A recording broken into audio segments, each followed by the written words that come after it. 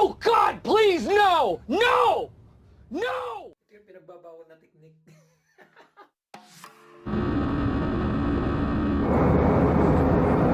Remind you of the location of the emergency.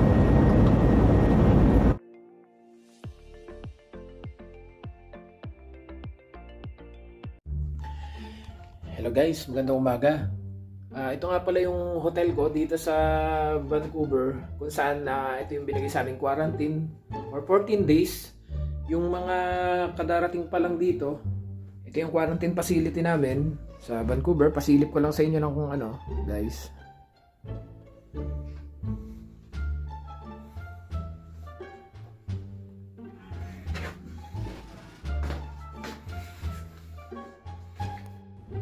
No! God, please, no! No! No! Ito yung pinagbabawal na technique.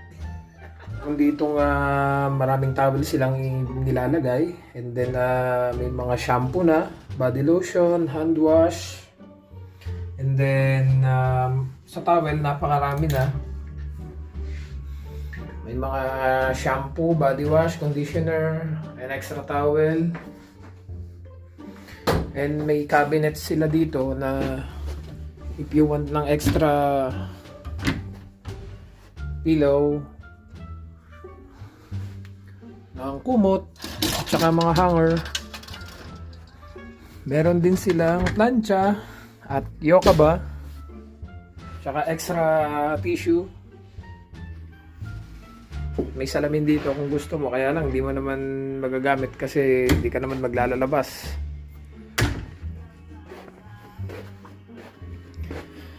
Then hindi mo na kailangan ng charger kasi halos lahat may USB na. Hindi mo na kailangan magsaksak pa nung pinakang adapter. Then sa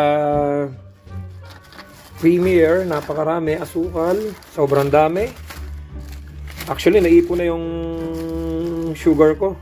Saka yung Premier, sayang din naman to, di daling ko na lang pag-out. Wow naman! Wow! Wow! And then, paper cup, personal rep.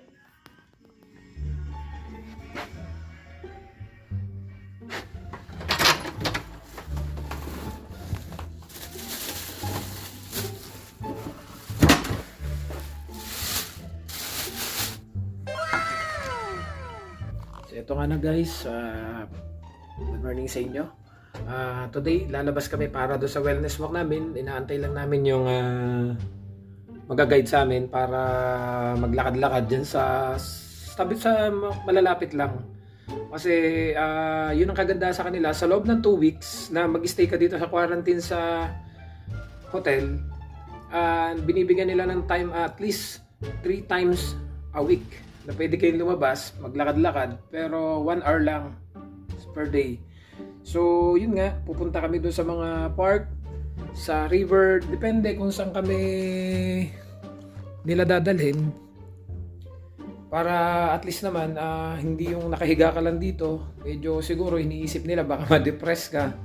Yun ang kaganda sa kanila, even naka-quarantine ka for prevention ng COVID, hinahayaan nila kami makalakad para naman mag-iba yung takbo ng utak namin kasi nakaka-boring din talaga.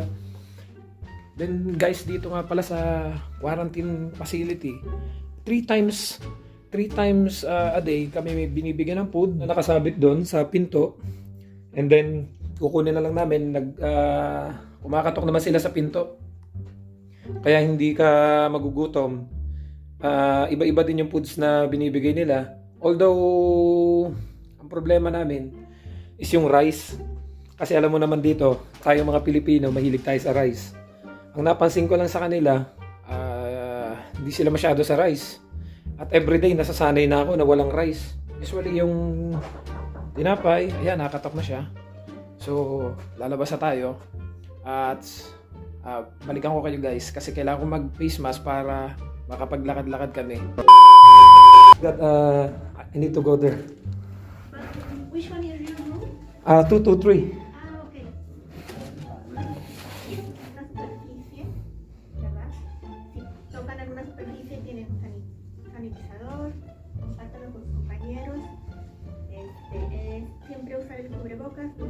Update ko na lang kayo guys kasi mag-orientation muna kami kung paano gagawin sa labas. Sige, bye-bye! A few moments later. So ito na nga guys, naglalakad na kami, kalalabas lang namin ng hotel. Pupunta kami dun sa, hindi ko lang alam kung saan kami pupunta, kung dun sa river or sa park. So pasilip ko lang sa inyo guys yung paligid ng hotel.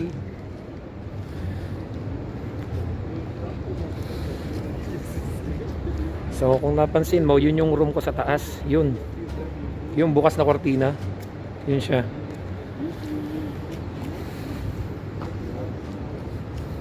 And then ito na, yung mga kasama ko sa wellness walk. At least 1 hour maglalakad-lakad kami, papahangin, kwentuhan, pero bawal kaming magdikit at bawal kaming magpalitan ng kahit na anong gamit kasi yun yung pinakang inorient sa amin. Kasi kung may phone ka, magsa-selfie ka ng sayo, hindi ka pwedeng magpasa ng cellphone mo sa iba para magpa-picture. Then ito yung lagi namin dinadaanan pag kami pupunta dun sa wellness walk namin. I don't know kung saan kami niya dadalhin, kung sa river or sa park. Hindi ko na dinala yung camera ko guys kasi unang-una ang dami ko ng picture na nakunan doon at paulit-ulit na lang. So medyo malamig na guys dito. At masasabi ko lang talaga kakaiba yung lamig dito compare nung nasa Taiwan ako. Parang dito ata normal na yung 3, 4, 5 degrees, mga ganun. Ay sa Taiwan yung parang naranasan ko lamig doon. Nag 5 din naman, nag 4 pero madalang. Normally doon yung mga 10, 11, 15 ganun pag nagwi-winter. Pero sabi nga nung mga nakausap ko, yan, kagaya niyan guys, bawal kaming bawal namin kainin yung kabilang lane. Dapat talaga naka single lane kami kasi yung mga nakakasalubong bawal naming madikitan.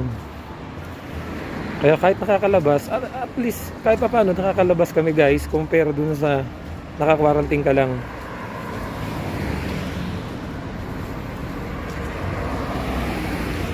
Medyo malamig na. Napansin ko lang talaga dito yung lamig niya, para ka lang ding nasa Taiwan. Gaya nga nung nakausap ko nung minsan yung nag-guide sa amin. Ito daw British Columbia sa part ng Canada, ito yung pinakang hindi masyado lumalamig. So hindi pa pala lumalamig to pero ginaw na ako. Unlike doon sa ibang part ng Canada, gaya ng Ontario, yung mga Alberta, etc. Talagang yung snow daw sa kanila matagal, yung winter talaga mahaba. Dito yung natanong ko yung guide namin nung minsan, habang nagkakwentuhan kami papunta doon sa river, sagot niya sa akin, yun daw yung pinakamatagal ditong snow is 1 week. Not bad kasi as much as possible ayoko din ng snow eh. At napansin mo nga pala guys dito, pag tatawid ka, kailangan mo siyang pindutin para ma-detect na talagang tatawid ka. Yung napansin mo lang guys, pati yung kanilang pedestrian, walang line. Yung mga kasama ko nga pala, iba't ibang lahi yan. Bale, ang mga language nila is Spanish, which is nagkakahawig naman doon sa mga language natin. Kagaya nung 1, 2, 3, 4, 5, 6, mga ganon. At saka nung minsan nakakwentuhan ko yung mga malamig na talaga guys. Nakakwentuhan ko nung minsan yung ibang Spanish dito. Doon ko lang nalaman, kasi kung akong tatanungin, ang iniisip ko, nung una, kapag sinabing Spanish is Espanyol eh, hindi pala. Then nakakwentuhan ko nga yung, kasi iba't iba yung guide namin, may Canadian, may Argentinian, then minsan is Mexico. Then kwento niya sa akin yung mga babaeng guide namin habang kami papunta doon sa river na yung Spanish parang language ang gumagamit is Argentinian, Mexico, Colombia, marami pang gumagamit. which is I don't know kung alin man dito sa mga kasama kong lalaki kung saan man sila, kung Colombia, Argentina or Mexico, pero isa lang ang talagang alam ko, lahat sila Spanish yung language, which is yung mga katulad ng salita sa atin, yung kagaya ng asukal, kape, lamesa, kumusta, yung mga ganon na nakikinig ko sa kanila. Sabi ko nga, mukhang hindi lang English yung matututunan ko dito, baka pati yung Spanish. Kasi as in, yung napansin ko dito, napakaraming Spanish yung salita. At napansin ko lang guys, kaya doon sa mga kababayan natin na natatakot dahil daw sa IELTS. Well, for me, hindi mo naman kailangan, kung nangangamba ka na mag-IELTS ka bago pumunta dito, di hanapin muna yung applyan na walang IELTS. Then pagdating dito ka na kumuha ng IELTS. Dito ka na mag-aaral ng IELTS kasi at least kahit paano nade-develop mo yung language mo everyday, kasi nakikipag-usap ka na doon sa mismong mga Canadian. Kasi napansin ko rin dito yung mga nakapuna ako magsalita guys kasi talaga sobrang lamig. Kilala kong kaliskis mo, oy. Hindi pa naman ako sanay sa lamig. Napansin ko lang guys, hindi naman sa yung mga kababayan natin na nakakapag-English pero nahihirapan pang nangangamba pang mag-apply kasi yung English daw nila is not good enough. Well, for me, yung mga kasama ko dito, to tell you honestly, hindi sila masyadong marunong mag-English. Pag ino-orient nga kami, wala sa kanilang makapagsalita ng English, parang ako lang. Hindi sa naangat kay sarili ko, pero yun talaga yung totoo. Kasi kapag ino-orient sila in their language, in Spanish language, unlike nung pagdating na sa akin, parang ako na lang yung kinakausap nila ng English. So ito yung video na to, sinishare ko sa inyo para at least may idea kayo kapag nag-quarantine kayo dito. At nang malaman nyo na pwede pala lumabas. So hindi naman ganun ka-boring.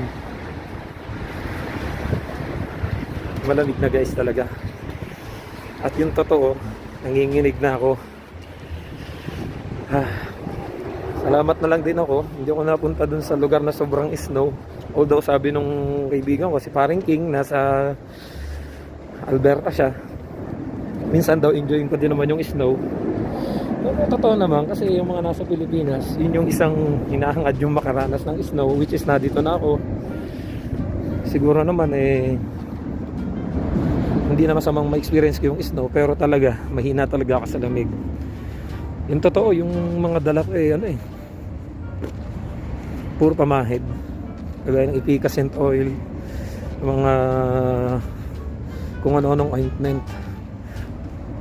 Unlike nung nasa Taiwan ka, puro pabango yung bibilin mo kasi pagpasa mo kailangan mabango ka. Dito parang ang dala ko puro pamahid, panghaplas, kasi pakiramdam ko nanlalambot ako, nahina ang katawan ko kapag giniginaw na ako.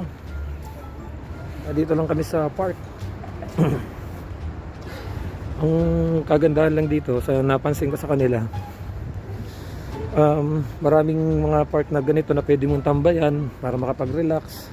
Dito yung lugar na gusto ko, yung parang uupo ka lang, kakape, may dala kang gitara, pag-usapan natin yung mga problema, pag-usapan natin yung mga buhay ng may buhay. Kakapal na mukha nyo. So yun nga, pag na-quarantine kayo dito sa hotel ng Sheraton Vancouver, pansin ko nga guys, yung ibang mga napanood ko sa YouTube na naka-quarantine, parang parehas lang kami ng mga quarantine area doon lang din sa Sheraton Vancouver Hotel At ito pa napansin ko guys, parang lahat ata na naka-quarantine doon nagiging vlogger na. Parang siguro dahil sa inip na rin, parang ang nangyayari, kinakausap na yung sarili para ma-share sa inyo yung mga pangyayari, yung journey ng pagkakarating dito sa Taiwan, sa Canada, sorry.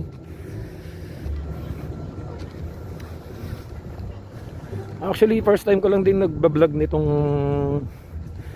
mga nakaraan kasi nga siguro dahil feeling ko ito na yung magiging libangan ko pagdating ko dito. Unlike na nasa Taiwan ako, hindi ko naman masyado nagagawa yung mag-vlog dahil unang-una, pagod ka na sa work, pag uwi mo, tulog na talaga. Well, share ko lang din sa inyo guys, nung pagdating ko dito sa Taiwan, sa Canada, nung ina-observean ko, yun yung isang naiisip ko na posibleng makapanibago sa akin, maninibago talaga ako pagdating ng Canada. Kasi dun sa Taiwan, pag nagugutom ka, pag out mo sa work, napakaraming tindahan ng Filipino foods, which is kung gusto mong bibili ka na lang, hindi ka na magluluto, kakain ka na lang, ayan na, pagkakain mo tulog, walang problema. Kasi lang isang guys ang napansin ko dito, parang ang lahat ng gagawin mo pagkakain ka, kailangan mo magluto para sa sarili mo. Kasi feeling ko lang although naka-quarantine pa ako, hindi ko pa napupuntahan yung employer namin, pero base doon sa mga napanood kong mga vlogs, parang hindi yung life dito compare sa Taiwan, mas masaya talaga sa Taiwan. Alam mo yun, parang nasa Pilipinas lang na pag nalulungkot ka, marami kang makakasamang Pilipino, and then pwede kang gumala sa mga mall, maraming mall na maraming Pilipino kung makikita.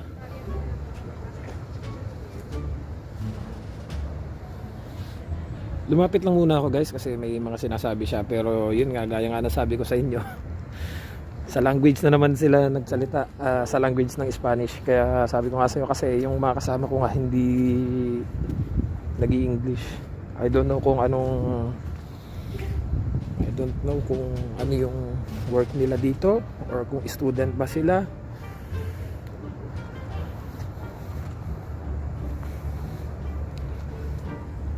Hindi ko alam kung ano yung magiging work ng mga ibang lahi na nakasama ko, pero siguro student yung iba, or sa ibang somewhere part ng British Columbia. And then yun nga yung gusto kong i-open up sa inyo guys. Ibang iba yung lifestyle dito compare sa Taiwan. Base lang yan doon sa observation ko bago pa ako na-select at nakarating dito. Kasi sa Taiwan, pag nadyan ka, pag out mo sa work, may mga Filipino foods and Filipino store na pwede kang bilhan ng food para hindi ka na magluluto. Kakain ka na lang, then tulog ka na. Pagising mo, kakain ka na lang ulit, bibili ka na lang, then papasok ka na. Kasi nung base sa observation ko dito sa parang sama-sama sa isang bahay, then kayo yung magluluto, ganun. Unlike nung pag tinatamad ka, bibili ka na lang, gagaya nung sa Taiwan. Dito kasi parang pansin ko, ikaw lahat yung gagawa ng para sa'yo. Tapos yun nga, hindi kagaya sa Taiwan na parang dikit-dikit yung mga galaan.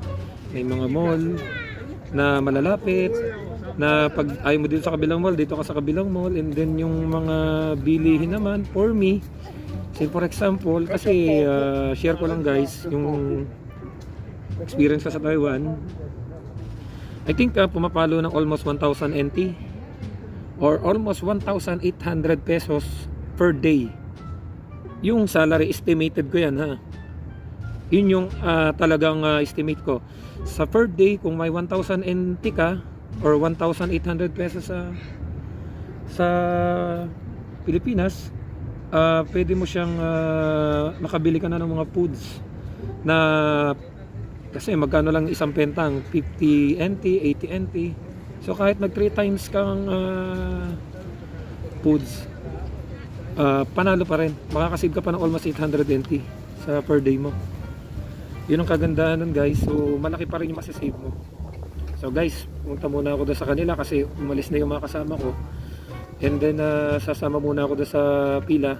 Ikukwento ko ulit sa inyo yung iba pang experience ko para may idea kayo. Mamaya na ulit.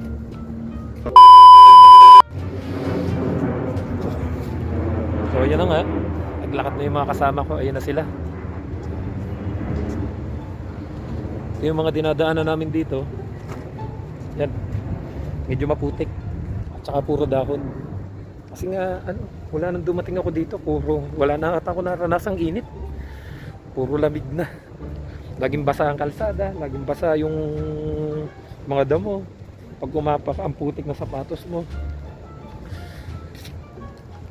Yun lang yung isang bagay na iniisip ko. Kaya nga sabi ko sa inyo, kung nangangarap din kayo mag-Canada, pag-isipan nyo din muna mabuti. Kasi baka mamaya, na encourage lang kayo. Kasi uy, Canada.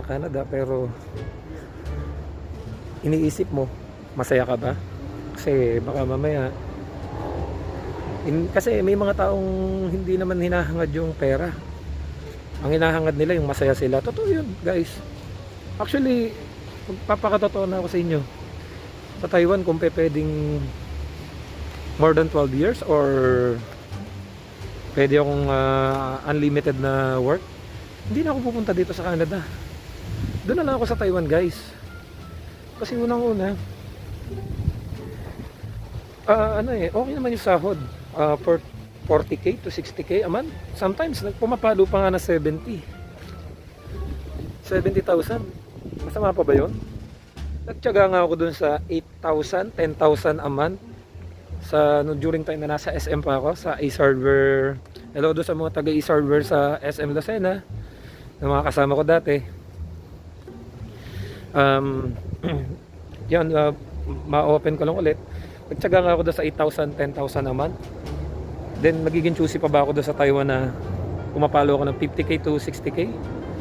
Hataw-hataw sa OT? Hindi na siguro masama yun.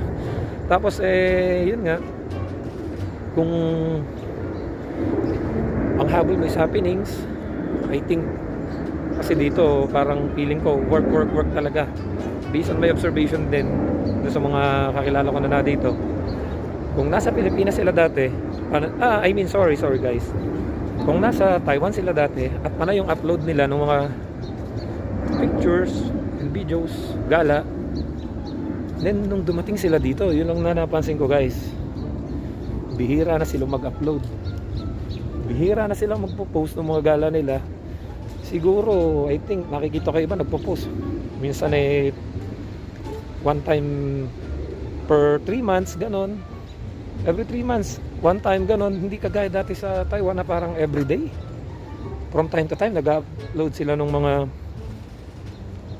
pictures and videos nila. And then, sabi ko nga, bakit pansin ko lang dito sa mga kasama ko, friend ko na nag-Canada, parang hindi na sila masyado nag-upload na nasa Canada na. So, ang isip ko, baka ako busy na. Work na. And then, yung mga natanong ko, na kaibigan ko, na dito sa Canada, isa yung mga nire-reply sa akin, sabi nila, magbaon ka ng maraming pasensya pag nasa Canada ka na, at magbaon ka ng pagtitiis. Siguro dahil nga tsaka pagod daw talaga.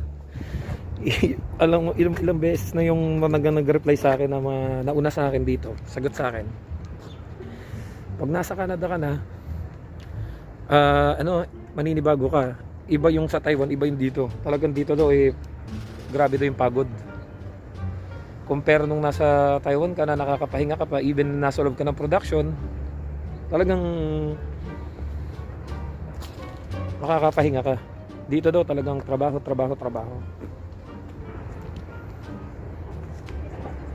Hindi na ako naman sinasama dun sa orientation. Alam mo kung bakit? 3 times na akong nakarating dito.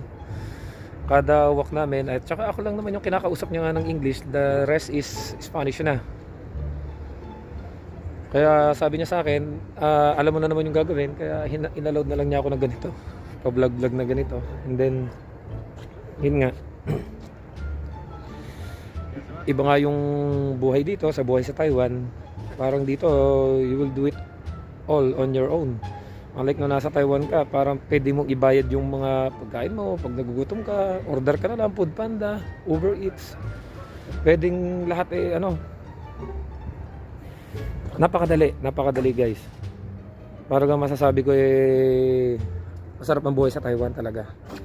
Hindi yung tipong hassle. Ang intindi mo na lang is yung pasok mo sa trabaho, pakikisama mo sa mga actually guys. Alam mo yung pakiramdam ko na parang nasa comfort zone ako. Yung parang pakiramdam ko na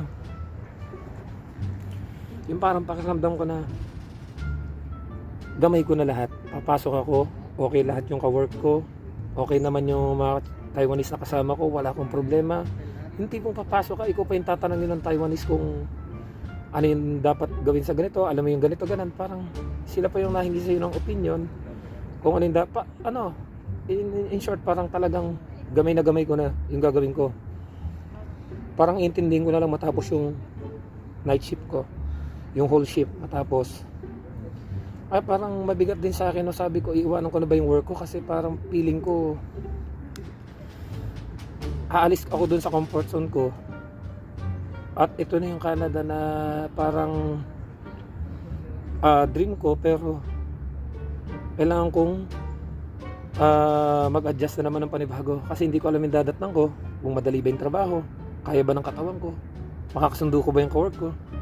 Kasi guys, yung isa sa pinakang ikinatatagal natin sa work, yung kasundo mo lahat, gamay mo yung trabaho mo, hindi ka na stress kasi gamay mo na nga eh. Lahat ng stress kapag kabisado mo na, kaya mo nang i-overcome yun eh. Parang maning-manina. Kaya nga sabi ko nga sa inyo guys kanina, naputo lang ako. Kung may chance na mag-for good sa Taiwan, doon na lang ako. Compare sa sahod dito na oo, sabi nga nila at na-compute ko din naman talagang mas malaki dito compare sa Taiwan.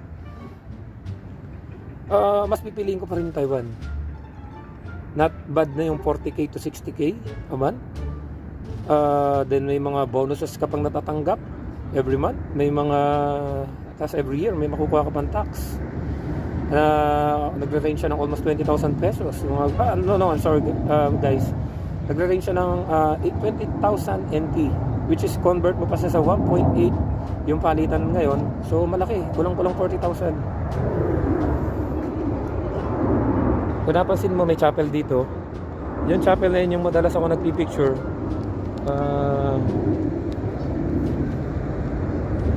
Lilipat na yata kami guys ng ibang location. And then yun nga, sabi ko, balik tayo sa topic guys. Sabi ko nga, kung pwedeng mag-for good sa Taiwan, dyan na lang ako. Kasi unang-una, walang hassle eh. Hindi ako masyado namumroblema dun sa sa buhay sa Taiwan. Parang feeling ko lahat is napaka-komportable, napakagaan. Tsaka nagkalat nga pala guys yung rabbit dito. Kung napansin mo, hindi sila ilang sa tao. Mapipicturean mo sila, malalapitan mo. Unlike sa atin siguro kung nasa Pilipinas yan, hinuli na yan, kinulong na. At saka yung mga squirrel guys, napakarami din doon sa side na yon, nagkalat. Yun yung isang bagay na gusto kong i-share sa inyo. Yung mga nangangarap mag Canada na nasa Taiwan, siguro pag-isipan nyo muna. Baka mamaya nainganyo lang kayo, kaya gusto nyo mag Canada. Dahil Canada nga, may yelo, malaki sahod. Pero kung iisipin mo, masarap ang buhay sa Taiwan. Actually, kung pwede nga i-delay lang ng konti muna eh. Pwede bang tupalo na lang yung pagalis ko ng Canada, enjoy ko muna sa Taiwan. Kaso, hindi naman natin pwedeng i-stop muna yung pwede bang next year na ako aalis. Hindi naman pwedeng ganun. Talagang masasabi ko sa inyo, ibang iba dito kumpara sa Taiwan. Kasi nga sa Taiwan, marami kang kasamang Pilipino na pwede mong puntahan kasi sa liit ba naman ng Taiwan.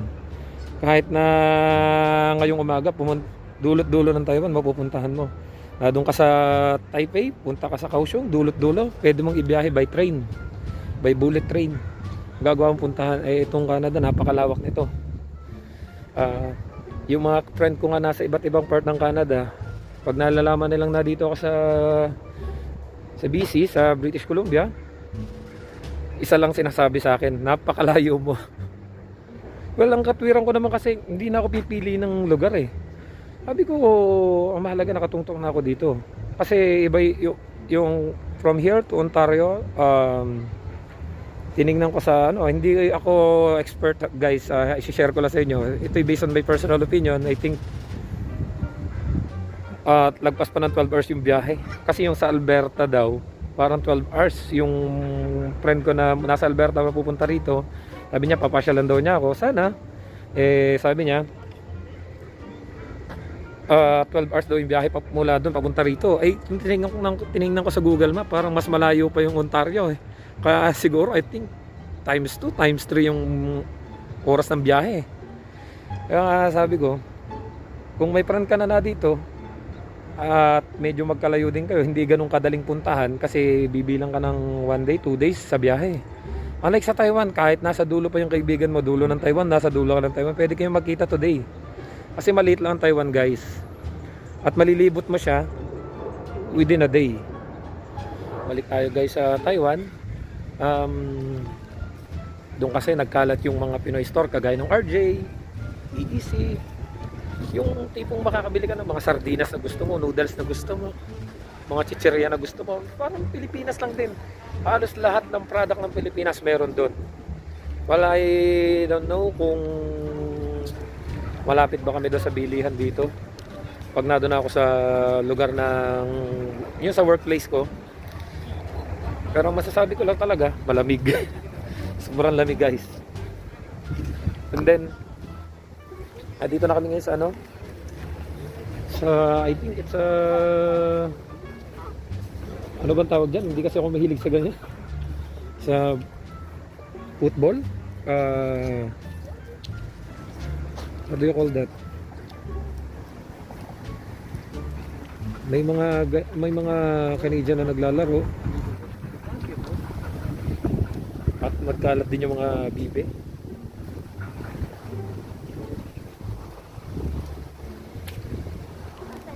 Ay ma'am. Yung mga kasama ko bali against the light lang. Nakamay naman si ma'am. Kaya kahit pa paano nakakatuwa din naman. Kasi inallowed niya ako mag-video dito sa wellness walk namin.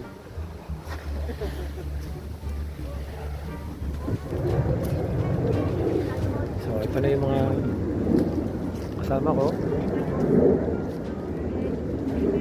Lakad-lakad pa rin hanggang ngayon. Mapapansin mo lang dito sa quarantine hotel namin, I think from time to time may nalipad na aeroplano kasi nga malapit kami sa airport.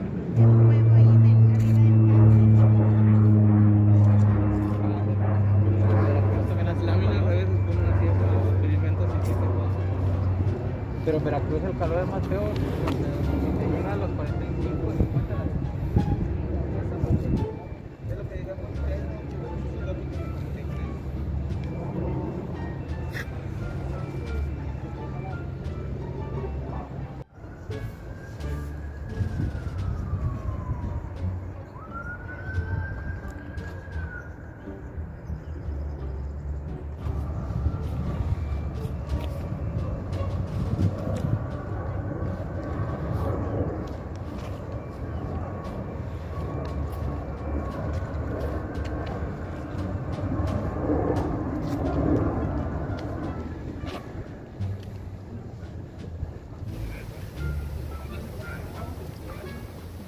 Merry Christmas.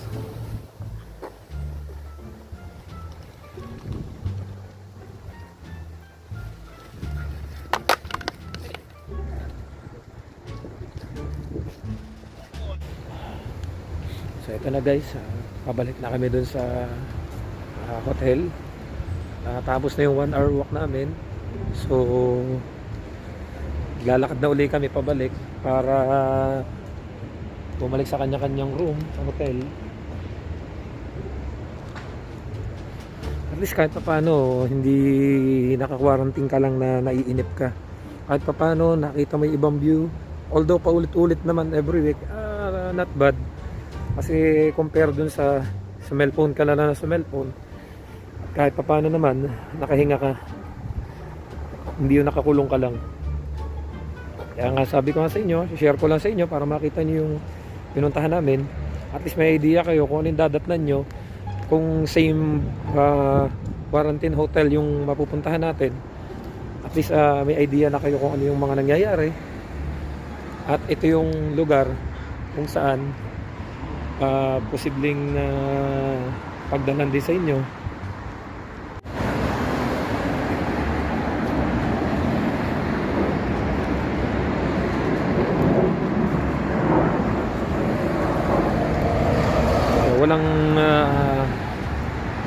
Walang mga guhit-guhit na puti compare sa atin sa Pilipinas. Even sa Taiwan may mga line na puti yung mga pedestrian nila eh.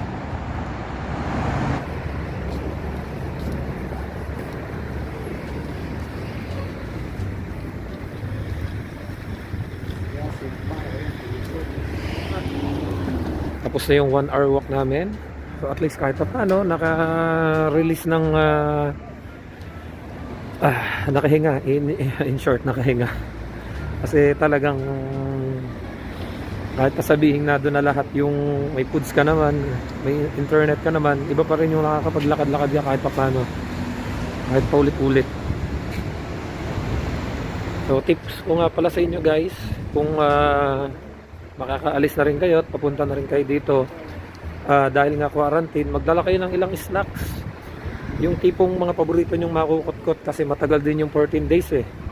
Actually yung mga stock ko, gaya ng sardinas, ubos na. Hindi pa ako nakakapunta doon sa workplace ko, ubos na kagad yung dinala ko mga sardinas. Kung hindi naman ganun kadamihan yung mga gamit nyo, ma-advise ko magdala kayo ng ilang mga makukot-kot nyo, mga chichirya nyo kung ano man, or kung may paborito kang biscuits, tinapay, or kahit ano makakain, para during quarantine days nyo may mapaglibangan kayo habang nanonood ng mga movies. Although nagbibigay naman sila ng mga pagkain na may chichirya naman. Ang napansin ko nga pala guys, ito yung madalas nilang binibigay na foods, Doritos, Lay's sa chichirya. And then sa rice nila is once a day lang. Sa 3 meals per day, nagbibigay sila ng 1 rice, hindi pare-pareho, minsan sa tanghali, minsan sa gabi. So although kahit pa paano may rice, pero kung sa tulad nating Pilipino, nasanay ka na everyday, morning yung sa breakfast mo is rice, sa lunch mo is rice, and then sa dinner mo is rice. Doon lang talaga ako medyo nag-adjust. Sabi ko, umagang-umaga, bread lang at saka egg. Sa lunch, sometimes yung pasta. Kaya talagang medyo nasasanay na rin naman ako. Kasi kahit pa paano, wala naman tayong choice kundi talagang mag-adjust. Even nung nasa Taiwan naman ako, yung mga foods nila na may something lasang, alam naman nung karamihan ng nag-Taiwan yun, na may something lasang aroma ng Taiwanese. Pero nagawa naman nating mag-adjust doon kahit pa paano. Nakakakain na naman tayo. Pero yun nga, gaya nga ng sabi ko, sa Taiwan kasi marami kang mabibila ng Pinoy foods, which is parang hindi ka maninibago na yung nakasanayan mong mga pagkain sa Pilipinas, nakakain mo pa rin. Well, I don't think kung dito sa Taiwan is sorry guys, I don't think kung dito sa Canada is may mga magkakalapit lang din mabibilang ka ng Pinoy foods. Well, kung meron man, kasi may nag-join naman ako din sa mga group ng Filipino-Canadian community. Yung mga lugar na malapit sa akin, nag-join na rin ako doon sa mga group para kahit pa paano may idea ako kung saan yung mga tindahan or mga store na kailangan kong makakatulong sa akin pag may kailangan ako. I don't think kung malapit lang kami sa mga ganong bibilhan ng mga kailangan ko, pero sana malapit. Pero isa sa napansin ko guys, talagang yung yung mga nakasanayan mong foods sa Pilipinas, wag mo na siyang i-compare sa price niya dito. Share ko lang sa inyo guys yung isa kong nakita sa mga online sa marketplace dito. Sa marketplace kasi nakita ko yung isang what do you call that, leche plan. Yung leche plan around 20 Canadian dollar, meron ding 40 Canadian dollar, which is nung kinompare ko, nung pinompute ko, nagre-range siya ng 390 isang leche plan na mabibili mo lang sa atin ng siguro mga 50 pesos. Pag yun ang iisipin mo kasi guys, wala, hindi ka talaga makakatikmin ng mga pagkain na gusto mo. Pero kasi gaya nga nasabi ko, iba yung cost of living dito, iba yung cost of living sa Pilipinas at sa Taiwan. Kaya nga sabi ko, pag ang iisipin mo nang iisipin is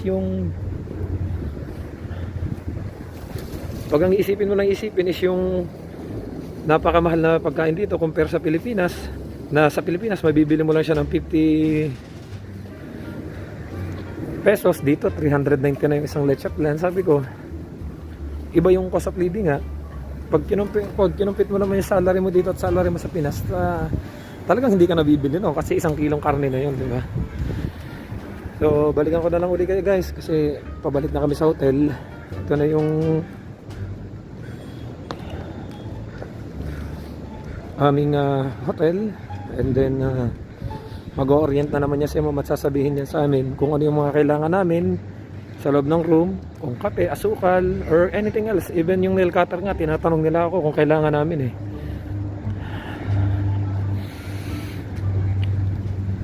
Ano ma'am?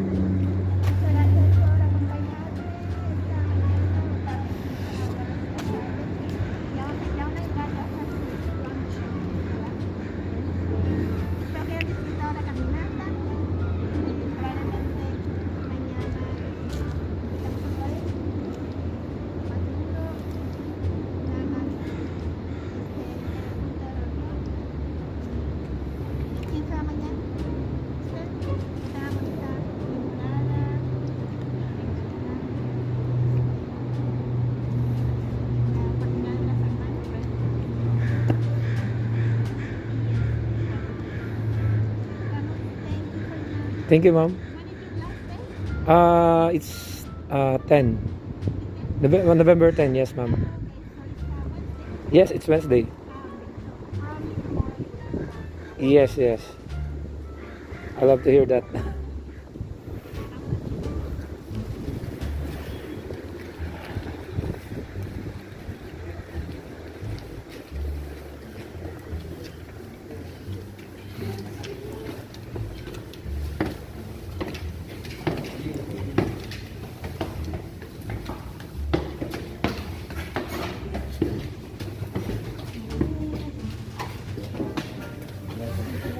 Thank you so much, ma'am. Thank you very much. Thank you, ma'am. See you tomorrow.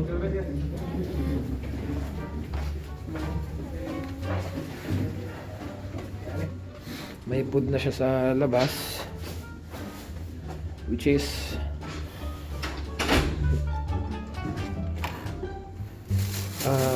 nilalagay na nila yung food kasi 12 na. Ito yung lunch namin. So ayan yung mga stock kong pagkain na hindi ko pa nakakain. Gaya nga nasabi ko, may mga binibigay silang Doritos, may binibigay silang Lays. Naipon ko na yung Lays, I mean Doritos, naipon ko na. And then water, tsaka yung mga pudding, soft drinks. And then may ito yung rep na pre-provide nila. Actually, nakaipon na ako ng soft drinks. Ilalabas ko na lang din yan. Iuwi ko, sayang naman. Wow naman! Wow! Wow! And then yung creamier ko, sobrang dami na guys. Naipon na. Grabe silang magbigay. At yung sugar, sobrang dami din. Actually, yung kape ko, kung titingnan mo, napakalaki. Isang pack nito, isang gamitan. Which is ilalagay mo siya dito pag magtitimpla ka ng kape. Hindi siya yung i-mix mo, siya yung ibaba ano. Para siyang yung tsaa na ibababad mo lang.